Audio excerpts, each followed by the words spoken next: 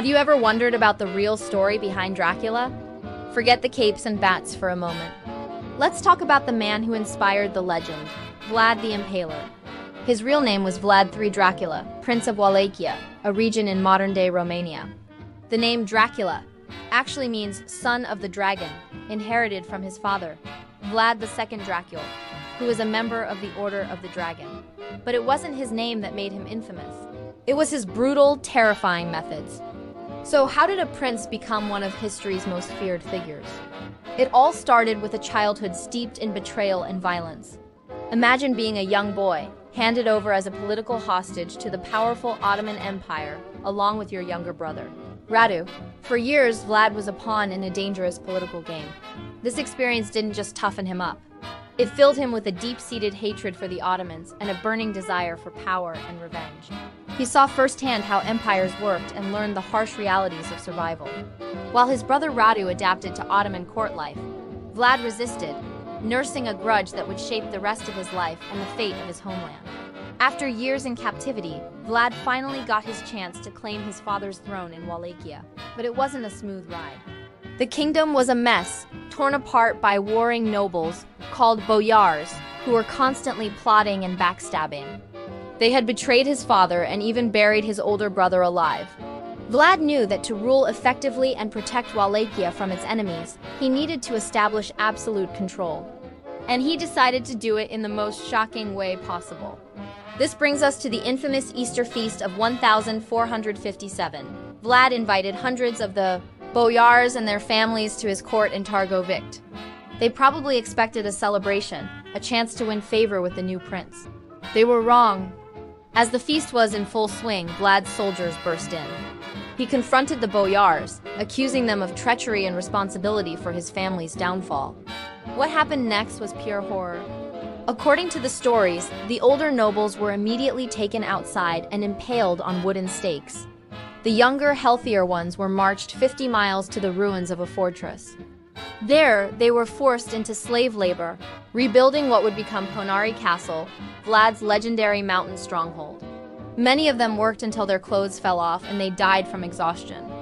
This single, brutal act sent a crystal-clear message to everyone in Wallachia: defy Vlad and you will suffer a fate worse than death. His reign of terror had begun.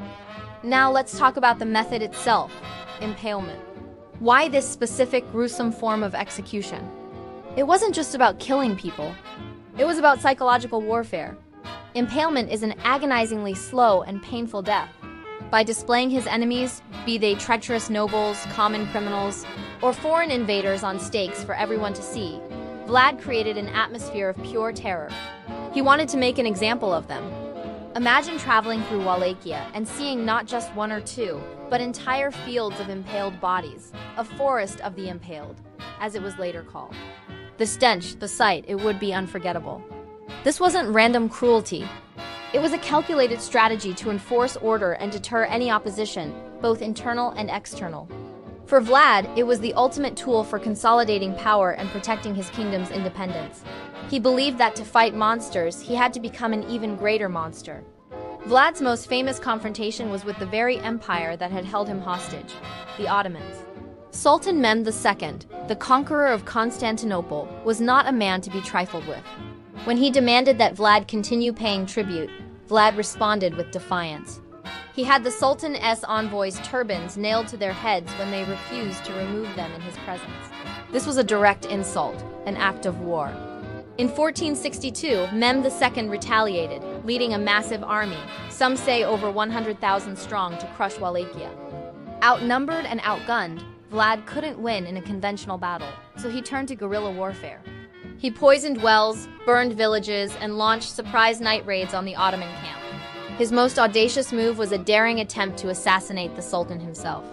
Dressed as a Turk, Vlad and a small band of his men infiltrated the Ottoman camp under the cover of darkness, causing chaos and panic.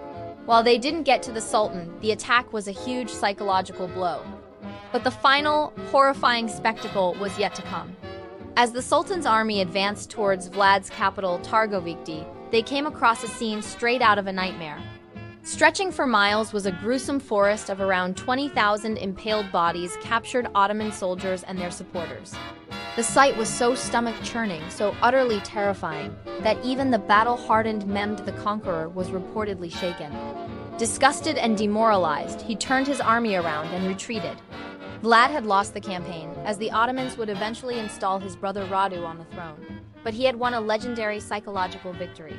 He had repelled one of the world's most powerful armies not just with swords, but with sheer terror.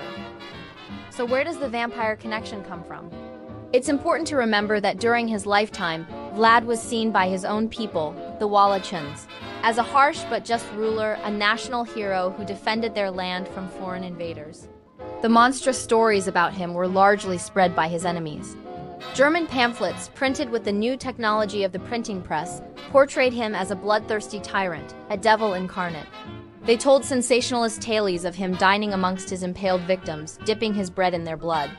While there's no real evidence he actually drank blood, these stories created a powerful, monstrous image that spread across Europe. Fast forward 400 years to the 19th century. An Irish author named Bram Stoker is doing research for a new horror novel.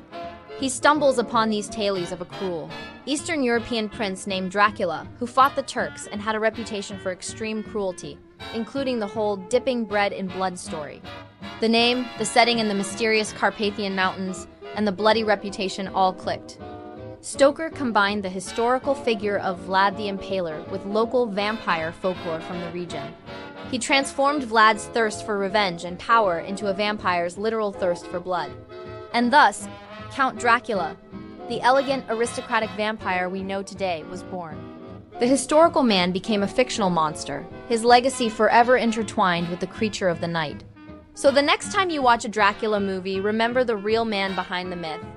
Vlad the Impaler wasn't a supernatural creature who slept in a coffin. He was a real person, a medieval prince forged in a crucible of betrayal and war.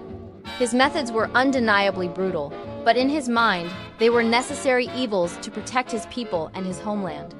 He was a ruthless ruler, a brilliant military strategist, and a national hero to some, a demon to others. His story is a chilling reminder that sometimes the truth of history can be even more terrifying than fiction. Thanks so much for watching. If you found this dive into history's dark corners fascinating, don't forget to hit that like button and subscribe for more stories behind the legends.